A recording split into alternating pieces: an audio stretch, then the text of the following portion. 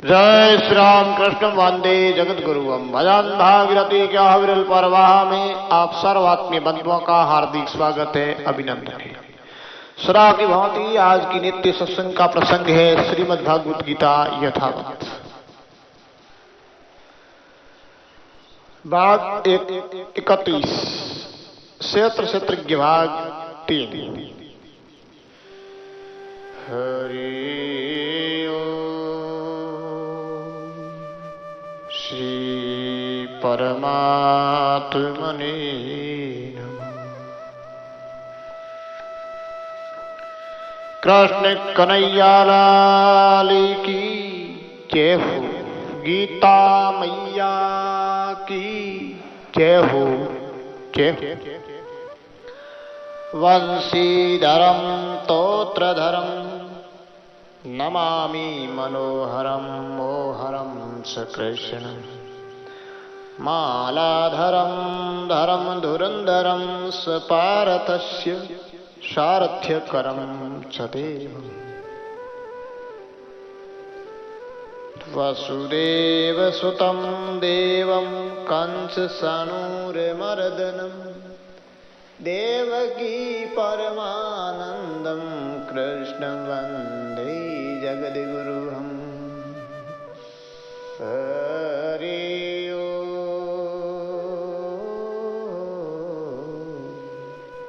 माधुर्य माधुर्य हरि ओम श्री परमात्मने नमः। सर्वत पाणिपादं तत्सर्वतो अक्षिरो मुखम् सर्वत श्रुतिमलोके सर्वं आवृत्य तिष्ठति। वे परमात्मा सब जगह हाथों और पैरों वाले, सब जगह नेत्रों सिरों और मुखों वाले तथा सब जगह कानों वाले हैं। वे संसार में सबको व्याप्त करके स्थित है। विशेषतः स्वर्ण आभूषण में सर्वत्र स्वर्ण ही है, वैसे ही भगवत बुद्धि पुरुष को सर्वत्र परमात्मा ही दिखाई देते हैं, ब्रह्म ही दृष्टिगोचर होता है। संतवाणी में कहा है, सौंदिशी आरती सौंदिशी पूजा सौंदिशी राम और नहीं दूजा। सर्वत्र उन्हीं ब्रह्म की सत्ता है, सबको सत्ता स्फूर्ति भी वही देता है, उनको आवृत करने वाला कोई नहीं है। सब उन्हीं ब्रह्म से आवृत हैं। सर्वम आवृत्य तिष्ठति, सबके अंदर अपरिचिन्न विद्यमान है। ईशावास्य इदं सर्वम्। सर्वे इंद्रिय गुणयाभासं सर्वेन्द्रिय विवर्जितम् आसक्तं सर्वभृचे निर्गुणं गुणभोक्तृ च। संपूर्ण इंद्रिया और संपूर्ण इंद्रियों के गुण उसी से आभासित हो रही है, उसी में उनका अधिआरोप हो रहा है और उसमें कोई इंद्रिय नहीं है। वह अनासक्त वो सबका अधिष्ठान है, उसमें कोई बंधन नहीं है, उसमें त्रिगुण भी नहीं है, अनंत कल्याण गुण गण भी नहीं है। ऐसा वह निर्गुण ब्रह्म है जो गुणों से रहित भी है और उपलब्धि भी उसे हो रही है, अर्थात समस्त गुणों की भोक्ता भी है। वो परम ब्रह्म सर्व इंद्रिय रहित होने पर भी ग्रहण करता है, देखता है और सुनता भी है। मानस में तुलसी जी ने कहा है, बिनु पद चलई सुनहि बिनु काना कर बिन कर्म करहि विदीना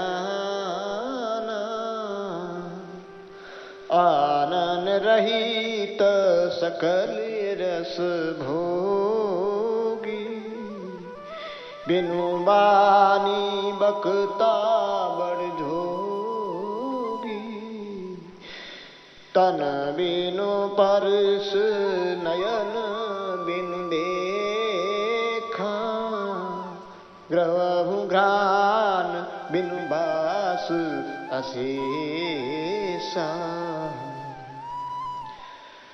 बहिर्यंत तस् भूतानां चरम चरमेव च सूक्ष्मं तवातिद्विज्ञं दुरसतं चान्तिके च तत्तः। वो सरासर संपूर्ण प्राणियों के बाहर भीतर परिपूर्ण है, सर अचर भी वही है एवं दूर से दूर नजदीक से नजदीक भी वही है, और वह अत्यंत सूक्ष्म होने से अविज्ञ है। परम ब्रह्म सर्वत्र परिव्याप्त है, सर अचर के अंदर बाहर भी वह सर अचर भी है, दूर से दूर और निकट से निकट भी है, परंतु ये संसार की तरह ज्ञ नहीं है।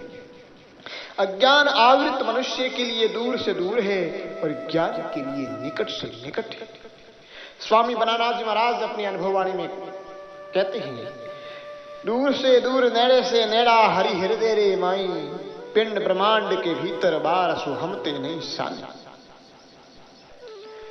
पिंड ब्रह्मांड में सर्वत्र व्याप्त ब्रह्म ज्ञान से गुप्त नहीं है, विषयासक्त पुरुषों के लिए गुप्त है। वह अंदर भी है, बाहर भी है और इनसे परे भी है। स्वामी जी एक और भजन में कहते हैं, साधो भाई नहीं अंदर नहीं बारा, अंदर बार दहू को जान ऐसा चेतन प्यारा। बीज वृक्ष पात फल फैला, नीर बेक सु न्यारा, यूं आत्म निर्बंधन कहिए नित निर्मल निरकारा। ब्रह्म अत्यंत सूक्ष्म होने की वजह से अविज्ञ है, स्थूल के लिए अगे है, क्योंकि स्थूल दृष्टि से स्थूल ही दिखेगा, सूक्ष्म के लिए सूक्ष्म की आवश्यकता है, अतः सूक्ष्मता में स्थित आत्मज्ञानी पुरुष कहते हैं।